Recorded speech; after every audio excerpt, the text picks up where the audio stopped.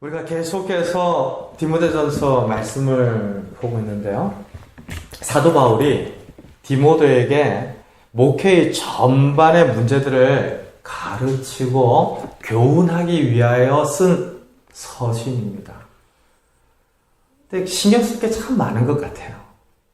교회 안에 일어나는 문제가 어디 하나의 문제이겠습니까? 크고 작은 여러 일들도 있겠고, 사람과 사람 사이의 관계에서 나타나는 문제들도 있겠죠. 우리가 지지난주에 본 것과 같이 직접적으로 장로님을 존경하는데 어떤 문제가 있을 때는 어떻게 치리해야 하는가, 이런 문제들까지 일어날 수 있는 공동체가 교회 공동체입니다. 그러니까 목회 전반에 대하여서 이야기를 하면서 참 세밀하다, 세심한 배려를 하고 있다라는 것을 깨닫게 되는데요. 직분자들의 자질도 그렇거니와 어떻습니까? 디모데에게 너 너무 물만 먹지 마라. 기억나십니까? 포도주도 좀 섞어서 마셔라. 이렇게 이야기를 할 정도로 깊은 관심과 여러 문제들에 대한 어떤 가르침들을 주고 있는 서신이구나라는 것을 깨닫게 돼요. 그런 점에서 또 놀라운데, 또 더 놀라운 것은 그렇게 다양한 문제들을 다루면서도 어떤 일관된 하나의 원리 안에서 이야기를 하고 있다라는 생각이 드는 거죠. 자질에 대한 이야기를 하는 것도 그렇고, 치리에 관한 이야기를 하는 것도 그렇고. 그래서 제가 어제도 저희 집에서 이야기를 좀 했는데, 디모데전서가 상당히 좀 어렵다. 다양한 문제들을 다루는데 어떤 하나의 원리를 계속해서 끄집어내고 적용하고 있더라라는 점이 개인적으로도 참 놀라웠습니다.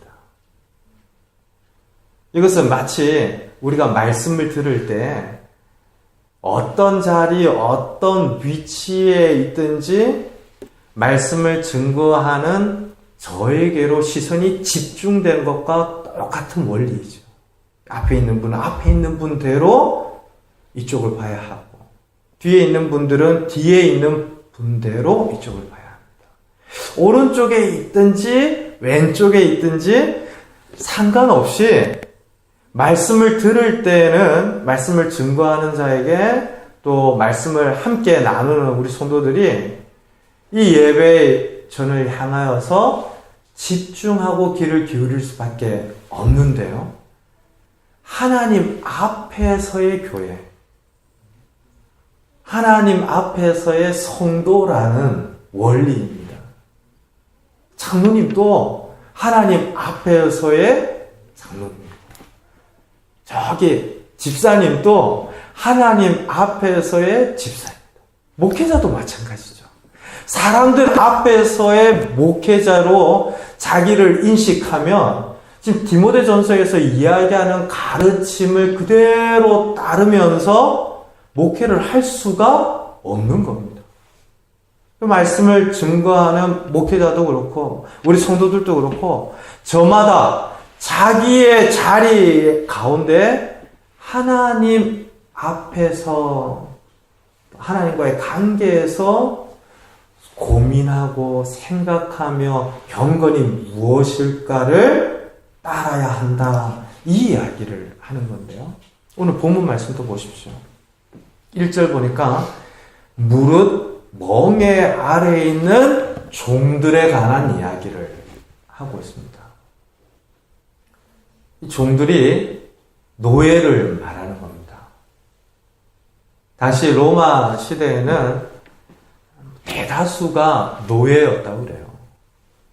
주변국들과의 전쟁을 통하여서 이 로마가 정말 강성하니까 패한 나라의 포로들을 데려다가 노예로 삼는데요.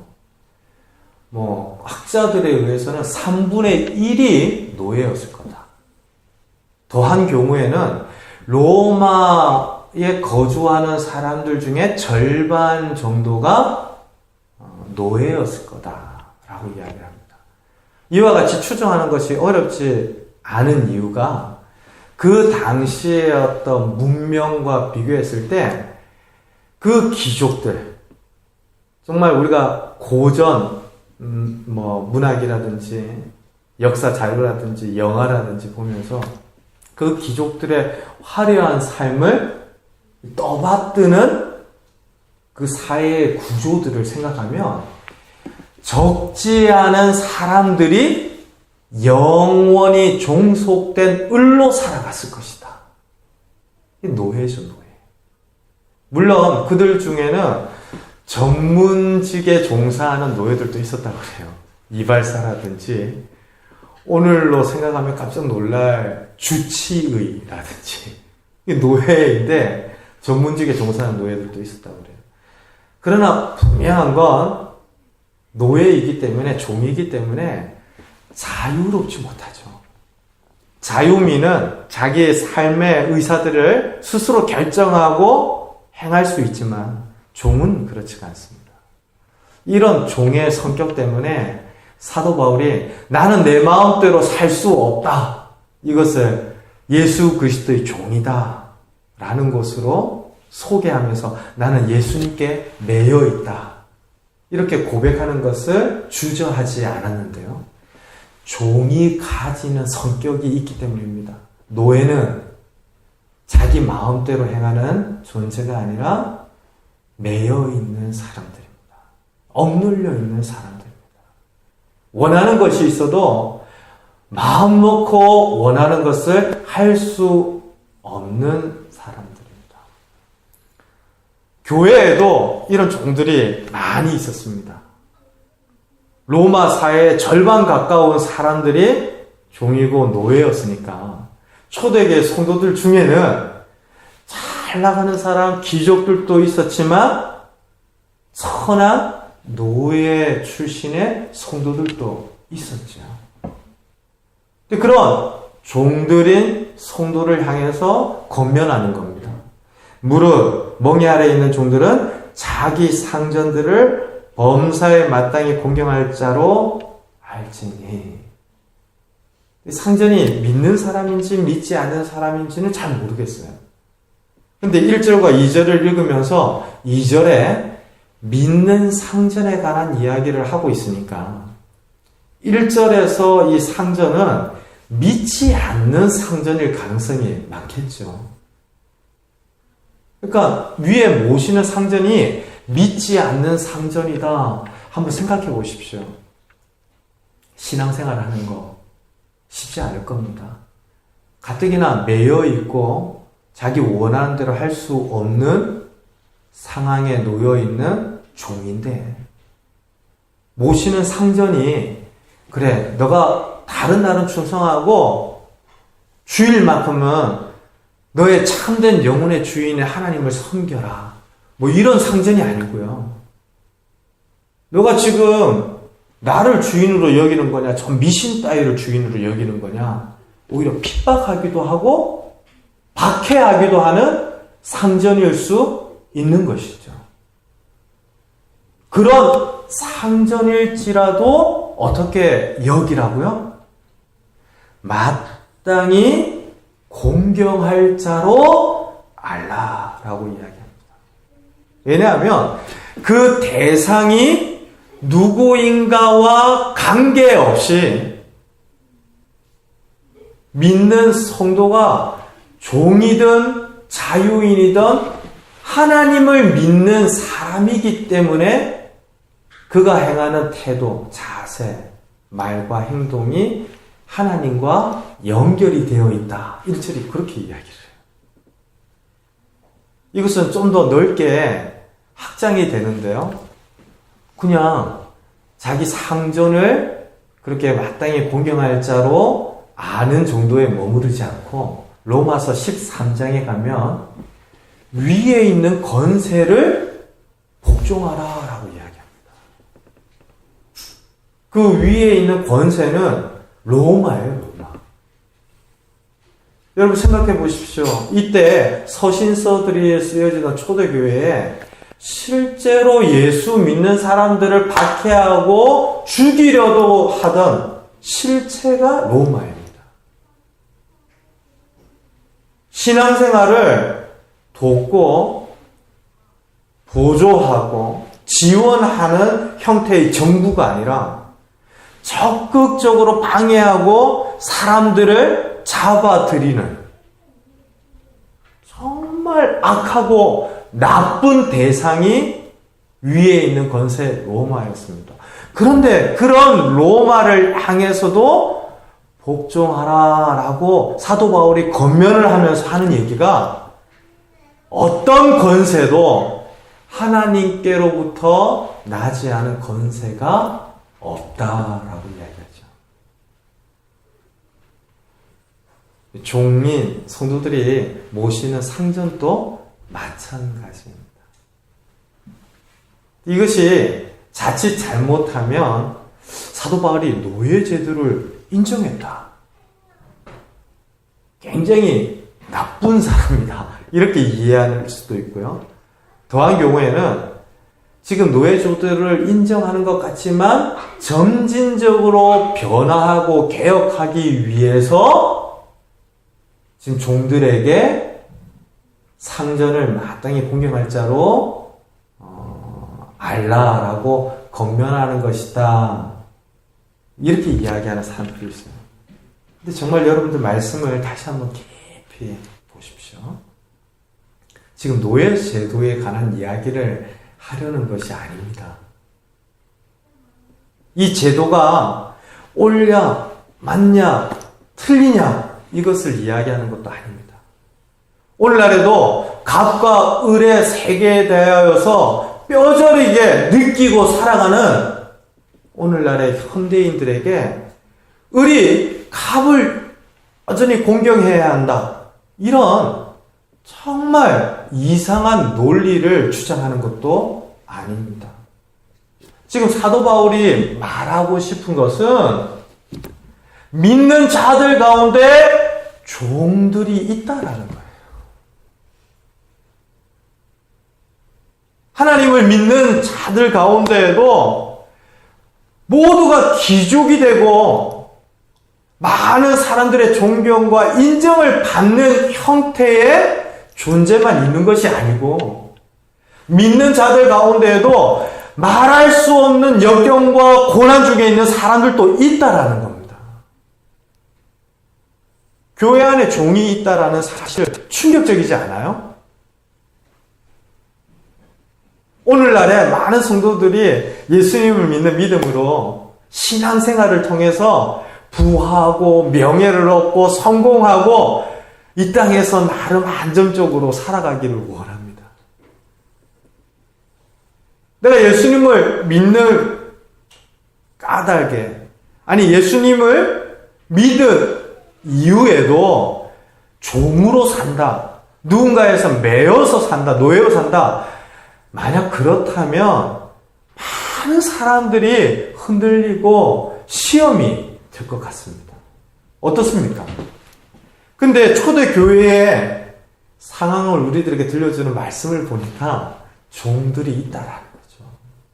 사랑하는 성도 여러분, 사도 바울이 예수님을 믿은 까닭에 핍박과 고난을 받았습니다.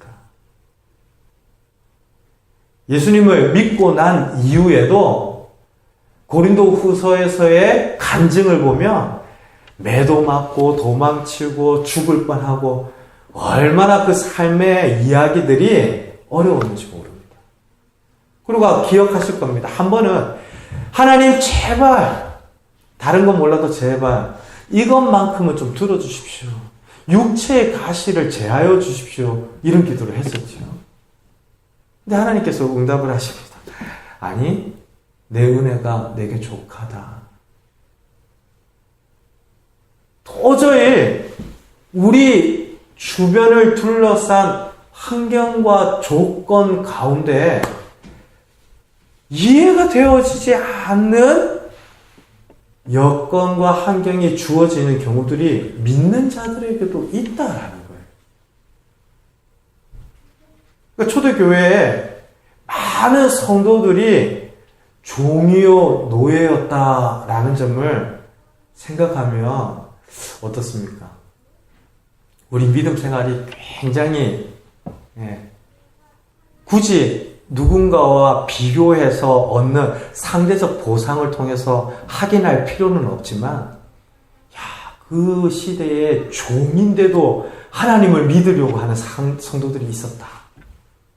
제가 좀 지난주에 이 말씀들을 쭉 생각하다 보니까요, 우리가 참 편하게 신앙생활을 하고 있는지도 모르겠다. 너무 편해서 오히려 고난과 역경 중에서만 깨달아지고 발견하는 하나님의 큰 풍요들을 잃어버리고 있는 것은 아닐까라는 생각이 들더라고요. 오히려 북한과 같이 억압받고 핍박받는, 어쩌면 로마 시대의 종들보다도 더 극단적인 상황에 놓여있는 성도들이 그 신앙의 날이 날카로워서 죽으면 죽으리다 탈북해서 예수님을 영접하고 오히려 성경을 들고 들어가는 이들이 있다고 그러니까요. 그런 이야기들을 들을 때마다 우리는 참 너무 편하다. 오히려 이런 풍요와 부요함 가운데서 더 궁핍함을 느끼고 고난 중에 있는, 아무것도 자기 마음대로 할 수 없는 신분으로 있는 성도들과 비교를 하면 참 내가 이런 상황이었으면 신앙생활 제대로 했을까 싶은 생각이 저뿐만이 아니라 우리 모두에게 드는 것입니다.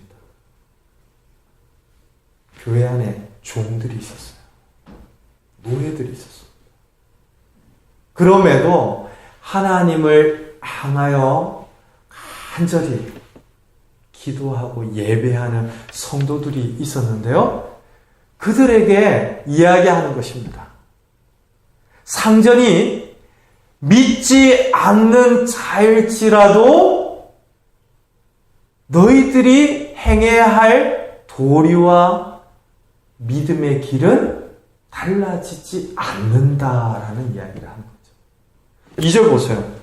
믿는 상전이 있는 자들은 그 상전을 형제라고 가볍게 여기지 말고 더 잘 섬기게 하라. 이는 유익을 받는 자들이 믿는 자요 사랑을 받는 자임이라. 너는 이것들을 가르치고 권하라.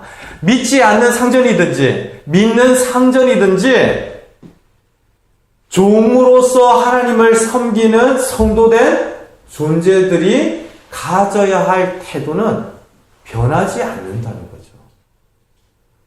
사랑하는 성도 여러분, 이것이 저와 여러분들에게 주는 커다란 영적인 교훈이 있습니다. 우리 믿음 생활은요, 환경과 상황에 의하여서 결정되는 것이 아닙니다. 내가 마주하는 그 사람이 믿는 사람이기 때문에 더 잘하고, 믿지 않는 사람이기 때문에 더 못해도 괜찮다라고 여긴다면 우리는 하나님 앞에서 나 자신을 깨닫고 하나님과 더불어 살겠다라고 결심하는 어떤 신앙의 길에서 흔들리고 있는 겁니다. 내가 지금 상황이 너무 좋으니까 오늘은 기분 좋게 예배해야겠다. 오늘은 우리 집에 좋은 일이 있으니까 너무 큰 마음으로 진심으로 하나님을 찬양해야겠다. 근데 오늘 좀 너무 아니네. 자꾸 일들이 꼬이네. 너무 어렵네. 좀 쉬어야겠다. 이와 같은 모습의 신앙이 참된 신앙일 수 없다라는 겁니다. 지금 멍에 아래에 있는 종들이라고 하는 이 말씀의 대상이 되는 성도들이 있다라는 사실도 큰 도전이 되죠. 우린 참 편안하고 자유인으로 살면서 이렇게 신앙생활을 하는데 더 어려운 역경과 환난 속에서도 믿음 생활을 하려는 이들이 있구나. 이것 때문에도 놀라운데요. 그런 상황이라 할지라도 모시고 있는 상전이 어떠한 사람이든지 마땅히 행해야 할 바들이 있고 그와 같은 공경과 더 잘하는 선대함으로 하나님께 영광을 올리고 믿는 성도로서 살아갈 것을 권면하고 있는 거죠.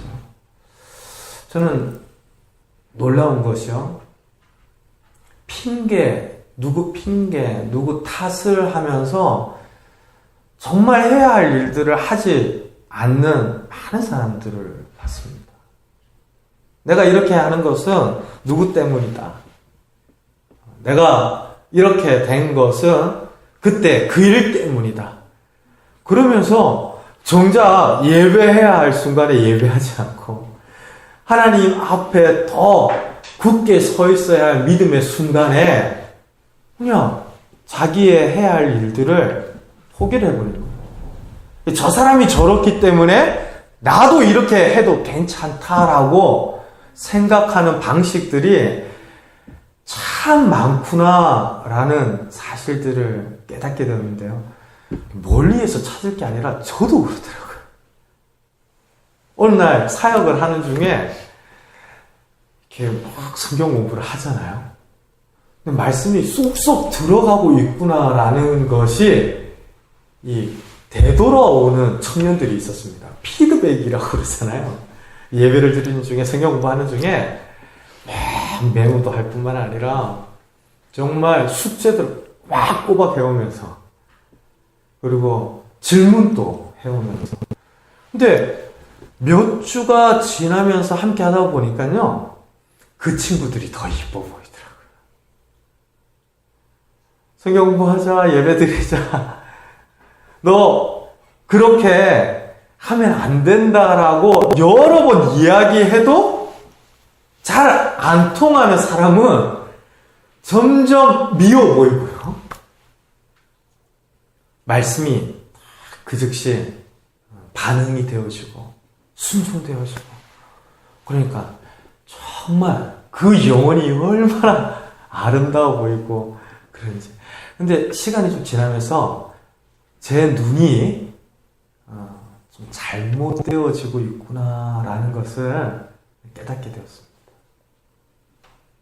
마땅한 거죠. 사람의 어떤 본능적인 것입니다. 근데 내가 그렇다고 하나님께서도 그러할까? 그게 아닌 거죠.